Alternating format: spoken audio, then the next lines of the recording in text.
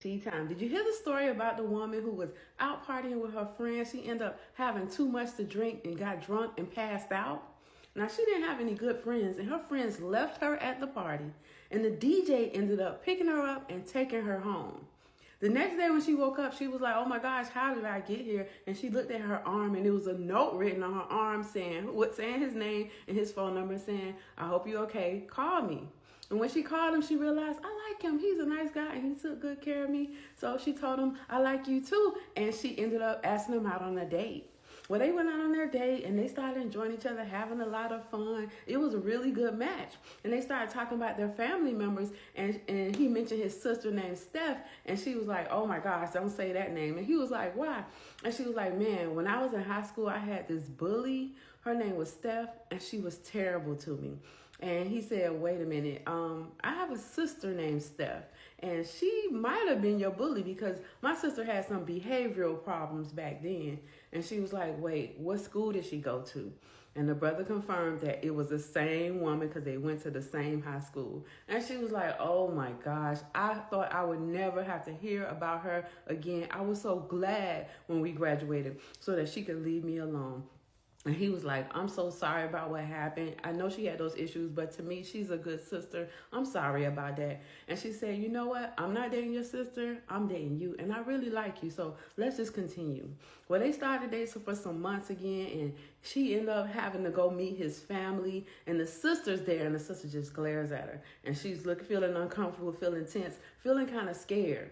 Because back then, when she was in high school, she was like one of the nerdiest of nerds. She was so compliant, always doing what everybody asked, and she felt like it made her a good person. And that's why this girl would always pick on her, take her money, push her around, make her do her homework. This girl targeted her specifically because she was so nice and so good.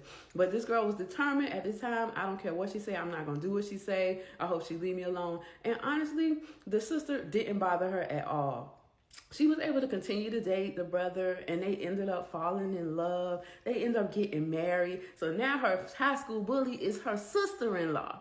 But it's no problem. Every time they would have family events, they would just stay away from each other. It was a little tense, but it wasn't unbearable. And she really, really loves her husband and the rest of his family.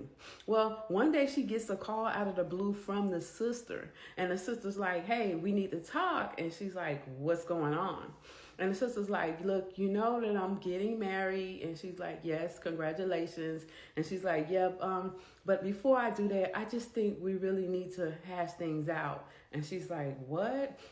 And she's like, yeah, I know you've been married to my brother, for a while now, and we never got a chance to talk about what happened between us in high school. And I just want to say I'm sorry. And she's like, what? And she said, yeah, I shouldn't have been acting like that. I was just being a brat. I was just a terrible person back then. But I'm telling you, I've changed, and I really want us to be friends because it's really weird when we are around each other and we can't even speak to each other. And she's thinking, she's right, of course. Or maybe she has matured. Okay, she's right. And the sister's like, well, I'm about to go on my trip with all of my bridesmaids. I know you're not one of them, but I would love for you to come. We're going to Greece. And she was like, what? She's like, just think about it. We're going to spend 5 days there. It's the trip is happening in a couple weeks. I just want you to be there. Come with us, hang out with us. Let's have a good relationship. And she's like, okay. So she stops and she thinks about it. She goes and talks to her husband. Her husband is excited because he loves his sister. And of course he loves his wife. And he's like, I told you, she's different. She's mature. And he's like, I know whatever happened between y'all before, but I think you should go. And she's like, you know what? I am. So the day comes where they're supposed to go on the trip, and she has her things all packed. She's getting excited. She's like, all right, I don't know. I don't really know the sister. I don't really know all her friends, but, I'm going to go. I'm going to have a good time in Greece. So she shows up to the airport with about an hour before the flight is supposed to take off, and she sees the group of girls standing there, and she walks up to them. She says, hi to everybody. Then she says, hi to the sister, and the sister looks at her and says, you look nice. And she's like, thank you. And the sister tells her, so make sure that you have, your cards ready for the trip. And she's like, what do you mean my cards? She's like, to pay for things. And she's like, oh, okay. I'm actually going to take cash. And she's like, no. Make sure you have enough cash and enough money on your cards to pay for everything. And she's like, what do you mean?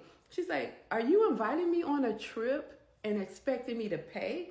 pay for what? And she's like, you know, the flights, the hotel. She's like, you want me to pay for everything? You just telling me this now? And she's like, no, I'm not saying pay for everything just for yourself. I want you to pay for everybody. And she was like, what? And all the girls are standing there looking at her, excited and smiling. And she's like, yeah, I know you got it. You always had it. You always had money. I know you got it. I know you can afford this. And she's like, you want me to what? She said, I want you to pay for everybody on the trip. I want you to be the sponsor. Like, that's why I invited you. And as she looked at the sister and looked at all the girls standing around her smiling and happy, she remembered that what should she do in this situation? She always wanted to do the right thing. She knew she was a good person. She knew she had the money. She knew that it would make everybody proud and happy. She knew that if she was to say no in this moment, that everybody would be mad at her, that it would ruin the trip. As the sister was sitting there, standing there, looking at her, smiling, she looked at everybody and said, I'm leaving. And she turned around and walked out of that airport.